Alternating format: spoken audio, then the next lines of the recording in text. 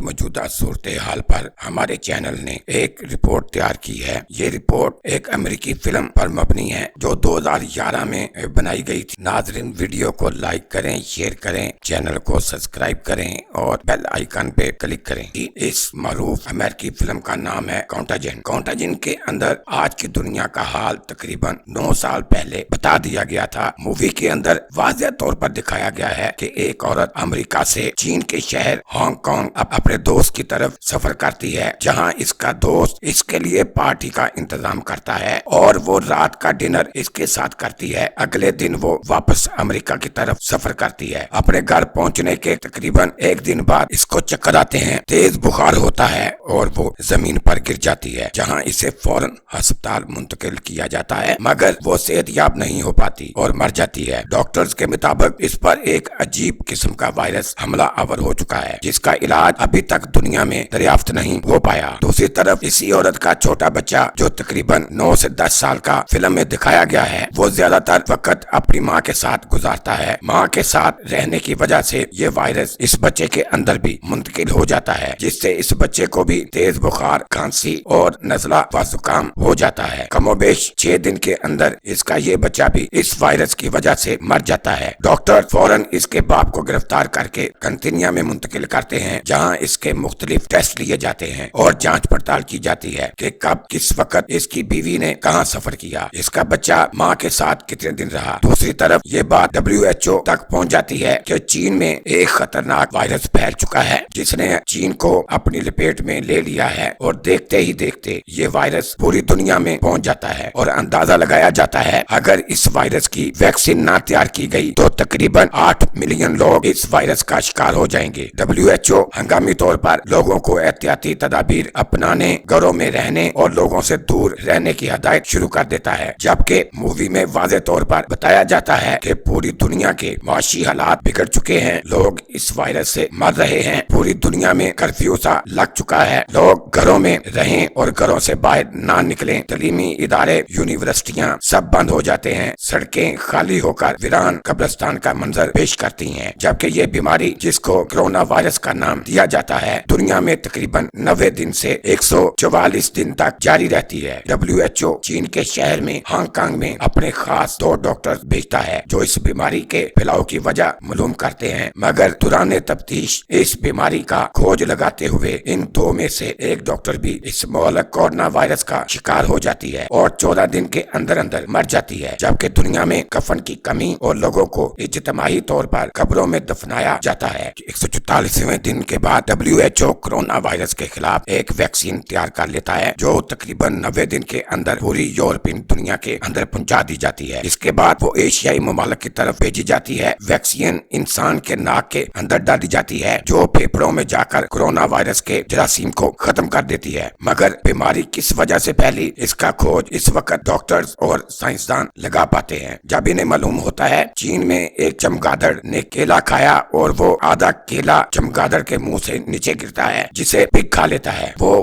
Virus چمگادڑ سے اس پگ میں منتقل ہوتا ہے، جسے وہ عورت جو امریکہ سے چین اپنے دوست کی طرف ملنے گئی ہوتی ہے وہ کھا لیتے ہیں، جس سے یہ وائرس اس کے دوست اور اس میں منتقل ہو جاتا ہے۔ یوں یہ وائرس پوری دنیا میں پھیل جاتا ہے، مگر سوال یہ اٹھتے ہیں کہ آج کرونا وائرس دنیا میں پھیلا ہوا ہے، بالکل وہ چیز تقریباً 9 سال پہلے اس مووی کے اندر کیسے فلمائی گئی؟ مووی کے مصنف کو کیسے 9 سال پہلے معلوم ہو جاتا ہے کہ اس وائرس کا نام کرونا وائرس ہوگا اور کم و بیش یہ وائرس 8 ملین لوگوں کو متاثر کرے گا؟ کرونا وائرس کے خلاف جب دنیا کوئی ویکسین نہیں بنا سکتی تو اچانک امریکہ یہ ویکسین کیسے بنا لیتا ہے؟ حیرت انگیز طور پر مووی کے اندر WHO کے 2 افراد کرونا وائرس کا شکار ہوتے ہیں، جبکہ تقریباً 2 دن پہلے WHO کے 2 ماہرین اس وائرس کا شکار ہو چکے ہوتے ہیں۔ کیا یہ پری پلان منصوبہ نہیں؟ کیا یہ وائرس چین کے اندر ایک خاص منصوبہ بندی سے نہیں چھوڑا گیا؟ اگر اس کا جواب نہیں ہے تو پھر کیسے 9 سال پہلے بننے والی امریکی مووی دنیا میں سچ ثابت ہو رہی ہے؟ کیسے ایک امریکی مصنف اپنی کتاب اینڈ آف ڈائز کے اندر یہ انکشاف کرتی ہے 2020 میں دنیا کے اندر ایک مہلک وبا پھیلے گی جو اچانک پوری دنیا کو اپنی لپیٹ میں لے لے گی اور اچانک سے یہ وبا دنیا سے ختم ہو جائے گی اور تقریباً 1 دہائی بعد یہ بیماری دنیا پر پھر